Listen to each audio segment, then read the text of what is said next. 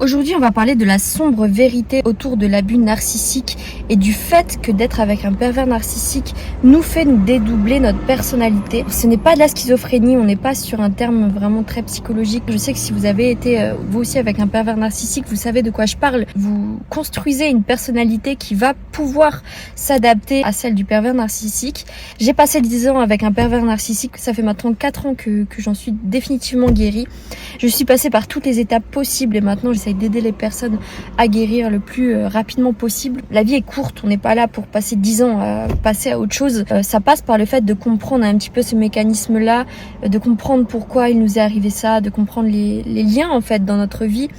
Et ça nous aide aussi à guérir et à reprendre confiance en nous. Vous verrez en fin de vidéo que ce dédoublement de personnalité vous sert également et que ce n'est pas quelque chose de magnifique. Rien n'arrive par hasard dans la vie et vous verrez que ce dédoublement va vous permettre de revenir à votre être authentique qui vous avez toujours été. C'est au final le plus gros cadeau que le pervers narcissique pourra vous donner dans cette vie.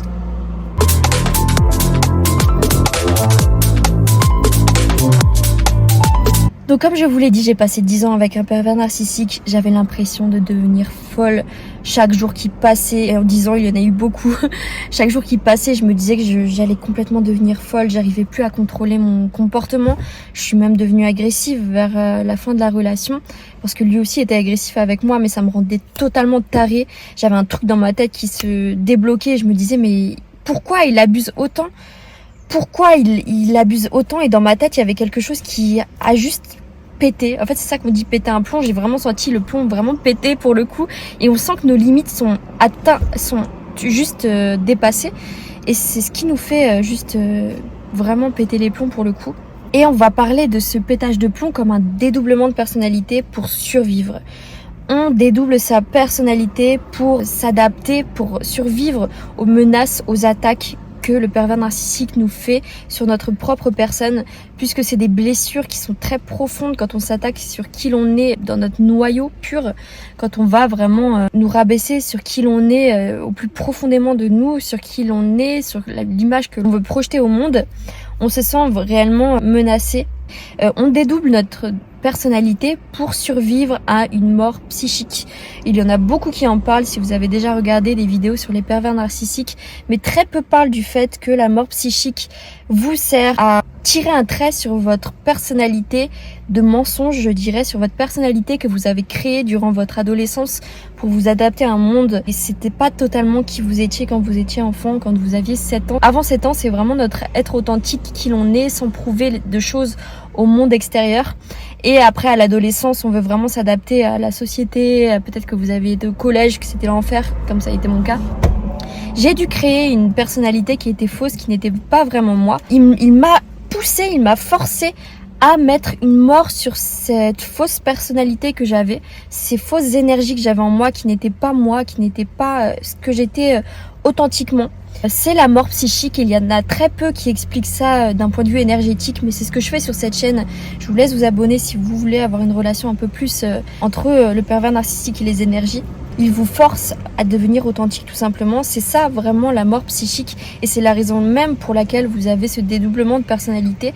Vous avez ce dédoublement de personnalité pour protéger votre noyau qui lui est toujours là, mais c'est vraiment vos mensonges qui vont mourir petit à petit avec toutes ces violences psychologiques et tout ce qui vous fait endurer. Tout simplement, vous n'aurez plus de force pour mentir, vous n'aurez plus de force pour être quelqu'un que vous n'êtes pas, vous serez donc obligé d'être qui vous êtes, d'être authentique, et c'est ça votre plus grand cadeau qu'il vous a fait dans cette vie. Et même si vous pensez qu'après cette mort psychologique, une nouvelle personne apparaît, en fait, ce n'est pas vraiment le cas. Vous verrez par la suite avec le travail que c'est faux. En fait, c'est la mort de vos mensonges et c'est le début de votre authenticité. Et peut-être que vous avez remarqué qu'en présence d'un pervers narcissique ou de quelqu'un sous lequel on est sous emprise, on fait des actions, on dit des choses que l'on ne veut pas faire, que l'on ne veut pas dire. Et c'est des choses qui se font automatiquement et on comprend pas pourquoi on a dit ça sur le moment, on comprend pas pourquoi on a agi comme ça.